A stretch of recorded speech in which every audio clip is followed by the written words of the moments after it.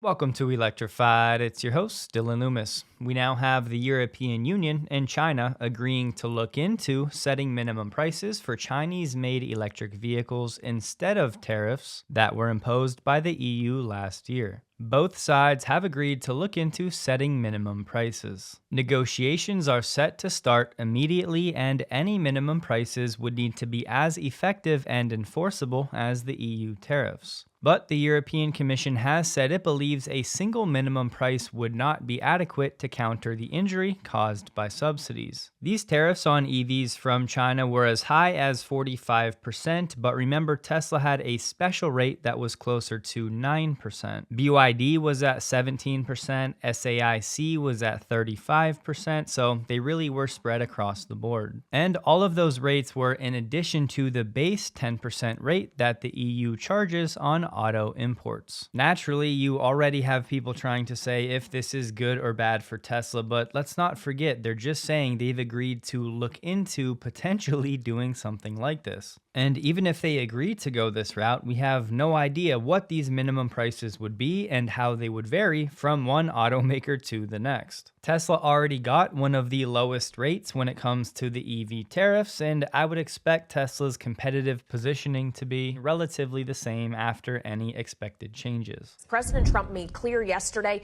in his post on Truth Social, he has raised the reciprocal tariff rate on China to now 125%. That, of course, has been escalated multiple times due to China's retaliation. But that did not include the 20% tariff that he had already put into place on Chinese goods earlier this year over the trade of fentanyl. So it's about adding that 125 to that 20% that was already existing, which gets us to the total rate of 145%. Trump did tell a reporter he thought the first deals are very close and voiced optimism that China would eventually come to the table. He also indicated a willingness to be flexible on exemptions for companies or countries from the tariff regime. This including on the 10% floor he's established for all trading partners. But Trump continued to emphasize he would reimpose substantial reciprocal tariffs if satisfactory deals were not struck over the next 3 months. Scott Bessent said, "We're putting a process in place. We will end up in a place of great certainty over the next 90 days on tariffs." That would take us to right around July 4th, so hopefully by then the markets have some independence from this tariff talk. Just FYI, this snippet from BitAuto made its rounds today saying Tesla's Lithium Refinery begins operations. The problem is that story is about 5 months old. Tesla came out and said this back in December of last year. At that time, it was the first time that raw materials were successfully passed through the refinery's kiln. Just know that is not a new news story. And, you also gave us a directive to prosecute the people who are going after Tesla to the fullest extent of the law, some of the greatest police work I've seen.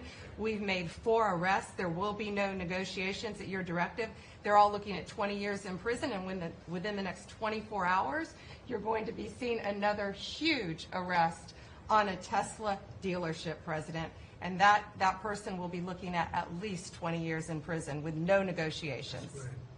That's great. That will stop it. Cold.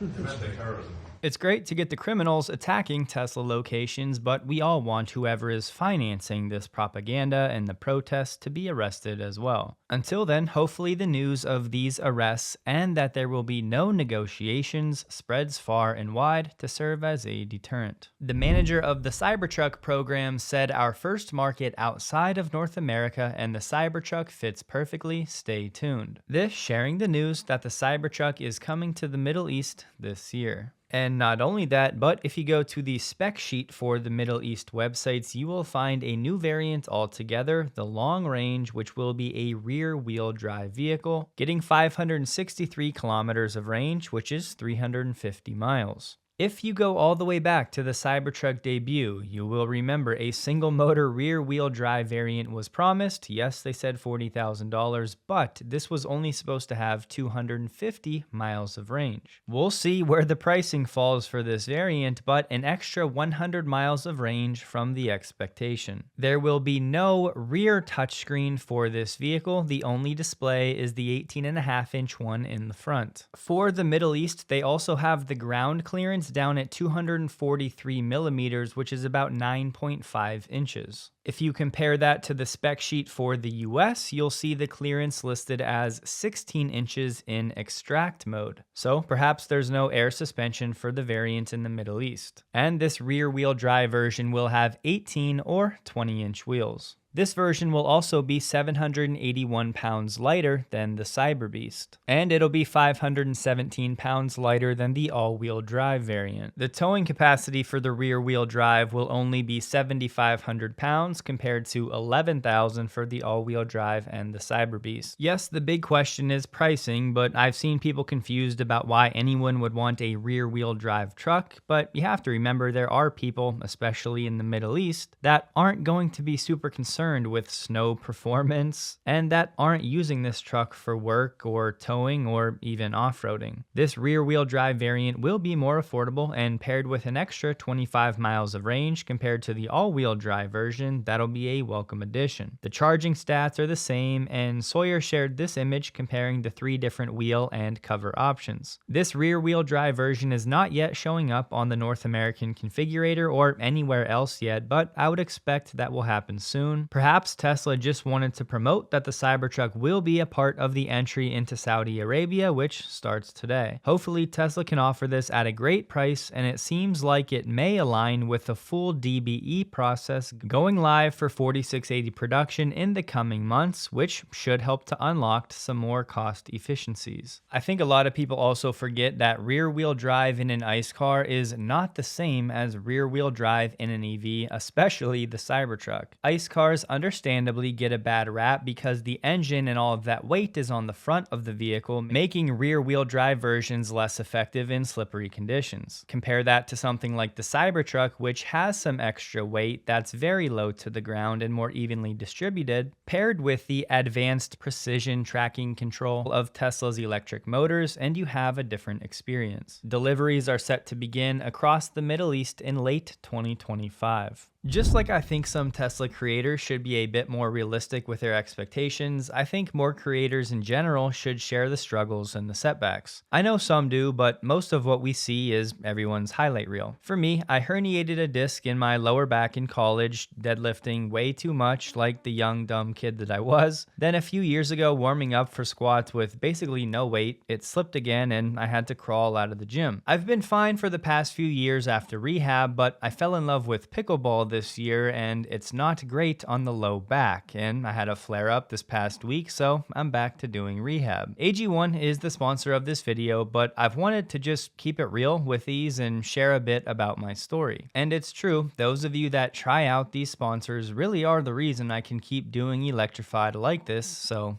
thank you. Just don't let your setbacks be something that keep you down. And look, not that a herniated disc is the end of the world. I know many people have it much worse, but I've always loved this quote. It ain't about how hard you hit. It's about how hard you can get hit and keep moving forward. AG1 has been working with third-party experts to conduct studies to validate AG1, and in clinical trial results, AG1 was shown to enrich the gut microbiome, more than doubling the levels of healthy bacteria, which can help digestion. So you're getting more than just vitamins and minerals, you're getting probiotics. And if you haven't heard, the gut biome is our second brain. I'd strongly encourage you to fall down that rabbit hole sometime. You can get 5 travel packs and a 1-year supply of vitamin D3K2 for free with the welcome kit at drinkag1.com/electrified, linked below, or by using the QR code on the screen. Enjoy. Senator, what's your opinion of the violence against Tesla, their products? What are your thoughts on that? Do you denounce the violence against Tesla products and dealerships and cars in the streets?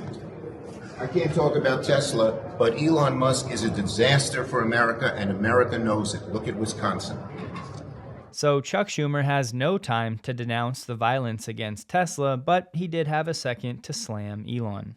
I don't care where you fall politically, but this is sick and childish behavior. There are 2 more new features coming to Tesla vehicles. One is called Tire Fill Assist, but right now we don't know exactly what this will be. And the other, the option to view lower cost charging as an option for routing. You'll be able to tap View Lower Cost Charging to view cheaper nearby chargers that may be slightly more out of the way. Not only is the Cybertruck going global, but we have Waymo saying they're going to begin mapping streets using manually driven cars with Waymo tech across 7 Tokyo wards soon. For Waymo, this will be the first time the company will be using its cars on public roads outside the US. But they're not doing this alone. They're conducting the testing and servicing of the vehicles in cooperation with a Japanese taxi firm. This company already operates a mobile app for hailing taxi rides. After the initial mapping phase, Waymo aims to advance to autonomous driving tests with a driver behind the wheel as the next step, but they did not say when they hope to complete the initial phase. They said, "We're just starting with the testing, so that's where we're focused. Longer term, obviously, we would love to have a business here in Tokyo." Here we have Waymo going city by city, while Tesla is going country by country. GM is laying off about 200 workers from its all-electric Factory Zero in Detroit to align with market dynamics. This move is not related to the recently imposed auto tariffs. If you saw yesterday's video, you will have heard me say it's too early to celebrate when it comes to the market and specifically Tesla stock. Focusing on the former, this was perfect timing for Charlie Bolello to drop this chart. This shows us the biggest one-day percentage gains for the S&P 500 and then the total returns in the 1-year, 3-year, and 5-year periods after that. But let's have a look at a few of these specifically because there's a major takeaway here. The yellow line is October 28th, 2008, the second biggest one-day gain for the S&P 500. Just note where this falls in relation to the broader market. This was during a downtrend, and that certainly was not the bottom. The actual bottom of this bear market didn't occur until March, which was about 5 months later after this significant one-day gain. And it wasn't until after March where the actual bull market finally resumed. How about shifting to a top 5-day from the NDX? This one December 5th of 2000, up 11.7%. Then zooming out, that turned out just to be a fake out in the middle of one of the worst recessions ever, of course the dot-com crash that didn't really bottom until October of 2002, almost 2 years after that historic green day. Rather than continuing to go through specific examples, just look at the dates for these big one-day returns. 2008, the Great Financial Crisis. 2020, the illness. 2009, still the GFC. 2020, the illness. All of these, 2008, 2009, the GFC. These two, 2020, the illness. 2002, the dot-com crash. My point? Basically all of these major green days were actually during a bear market, but the encouraging part is on the right. The forward S&P 500 returns in the 1, 3, and 5-year period after these days were all still positive and actually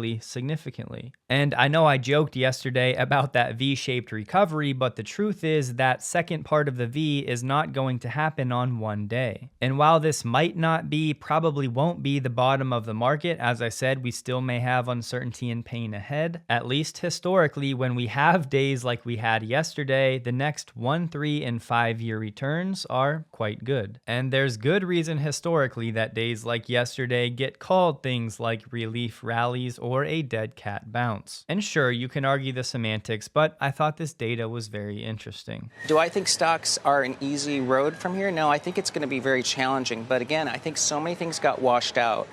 I think the Mag 7 especially, that's where you're going to find opportunity. During a gaming stream, Elon said Grok 4 will be coming later this year, and Grok 3.5 is coming soon-ish with a lot of significant upgrades. Tesla stock closed the day at $252.40, down 7.27%, while the NDX was down 4.19%. Who would have guessed another high volume day for Tesla, trading about 27% above the average. Elon said again, Starship will hopefully depart from Mars at the end of next year with Optimus Explorer robots. Don't forget, check out AG1 links below if you're interested, and as always, thank you for supporting the channel in this way. Hope you guys have a wonderful day. Please like the video if you did. You can find me on X, linked below, and a huge thank you to all of my Patreon supporters.